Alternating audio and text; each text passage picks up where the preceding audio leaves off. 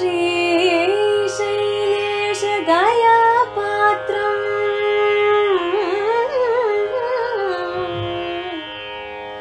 धीभक्त्यादिगुणार्णवम् यतीन्द्रप्रवणं वन्दे रम्यजामातरं मुनिम्।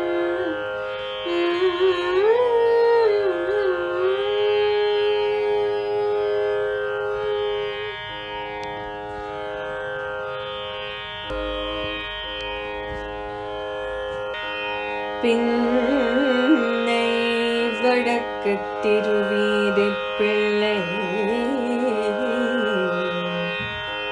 அன்பார் அன்ன திருநாமத்தை ஆதரித்து மண்ணு புகழ் மைந்தர்க்கு சாத்துகையால் வந்து பறந்ததே எங்கும் இந்த திருநாமம் இங்கு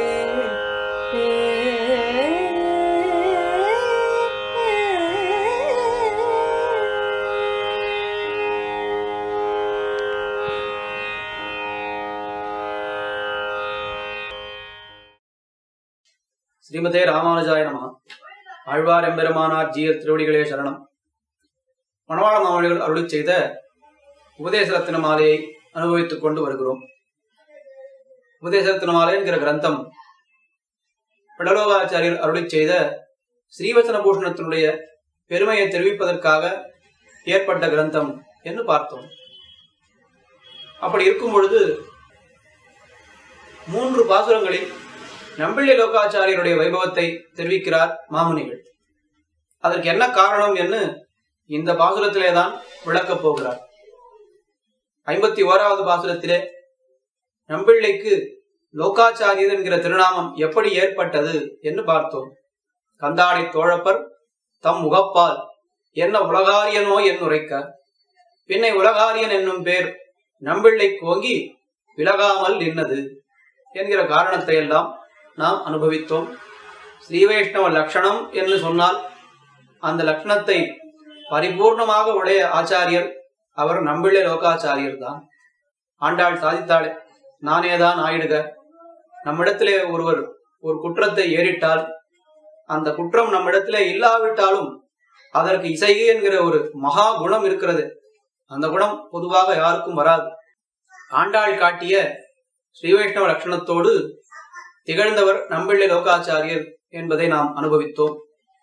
இந்த பாசுரத்திலே பிள்ளலோகாச்சாரியருக்கு அந்த திருநாமம் எப்படி ஏற்பட்டது என்கிற காரணத்தை மணவாள மாமுனிகள் விளக்குகிறார். பின்னை வடக்கு திருவீதி பிள்ளை அன்பாலன்ன திருநாமத்தை ஆதரித்து மன்னுபுகழ் மைந்தர்க்கு சாத்துகையால் வந்து பறந்தது எங்கும் இந்த திருநாமம் இங்கு. வடக்கு திருவீதி பிள்ளை என்கிற ஆச்சாரியர் அவர் நம்பிள்ளையினுடைய அத்தியந்த சிஷ்யராக விளங்கியவர். நம்பிள்ளை அவர் திருவாய்மலர்ந்தருளிய 36,000 படியை பட்டோலை கொண்டவர் வடக்கு திருவீதி பிள்ளை. அதை நாம் முன்னமே அனுபவித்தோம்.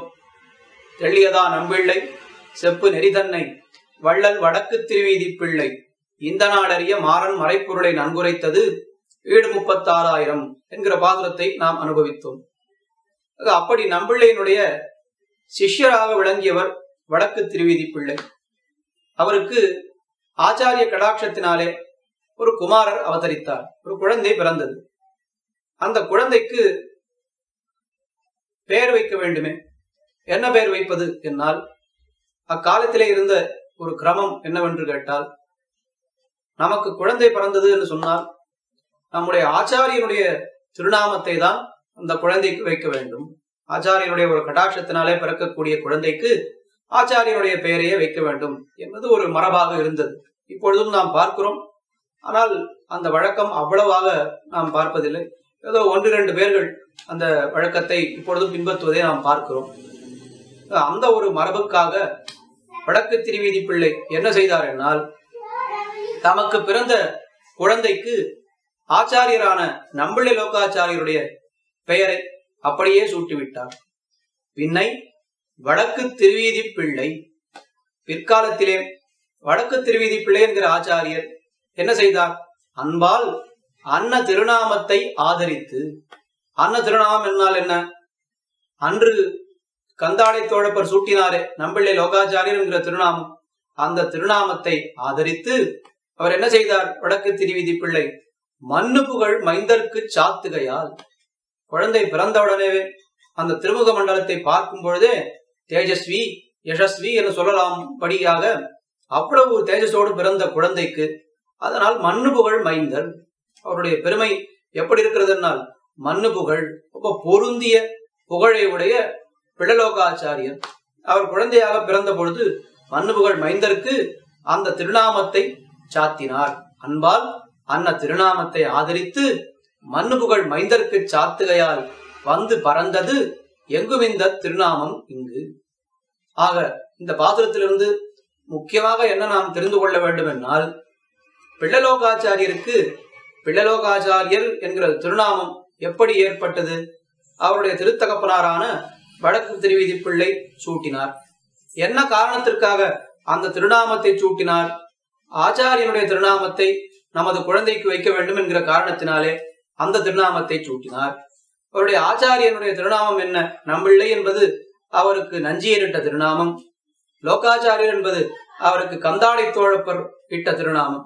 அது அந்த நம்பிள்ளை லோகாச்சாரியர் என்கிற திருநாமத்தை அப்படியே பிள்ளை லோகாச்சாரியர் என்ன அந்த திருநாமத்தையே தம்முடைய திருக்குமாரான அந்த பிள்ளலோகாச்சாரியருக்கு அந்த திருநாமத்தை சூட்டினார் என்று இந்த பாசுரத்திலே மணவாள மாமுனிகள் தெரிவிக்கிறார். அந்த பிள்ளலோகாச்சாரியர் அருளி செய்த கிரந்தங்களினுடைய பெருமையெல்லாம் மேலே கூறப்போகிறார். அடுத்த பாசுரம் முதல் பூர்த்தியாக பிள்ளலோகாச்சாரியருடைய வைபவத்தையும் ஸ்ரீவச்சன பூஷணத்தினுடைய வைபவத்தையும், குறிப்பாக ஸ்ரீவச்சன பூஷணத்திலே சொல்லப்பட்டிருக்கின்ற ஆச்சாரிய அபிமானமே உத்தாரகம் என்கிற விஷயத்தினுடைய ஒரு வைபவத்தையும் தான் மேற்கொண்டு இந்த கிரந்தத்திலே தெரிவித்து இந்த கிரந்தத்தை தலைக்கட்ட போகிறார் மணவாள மாமுனிகள். அந்த விஷயங்களை எல்லாம் நாம் தொடர்ந்து அனுபவிப்போம். ஆழ்வார் எம்பெருமானார் ஜீயர் திருவடிகளே சரணம்.